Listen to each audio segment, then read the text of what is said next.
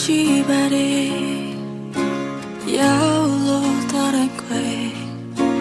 ပျော်ရွှင်နေတဲ့ပုံရိပ်လေးတွေအမရမိပါတယ်အချိန်တွေပြောင်းလဲသွားပေမဲ့မပြောင်းလဲရင်တိုင်းပဲရှိတဲ့တွေနဲ့ပြောစရာတွေကြကိုယ်တို့နှစ်ယောက်ရဲ့ကဘာငယ်လုံးသားထဲမှာမြေရှိနေတော့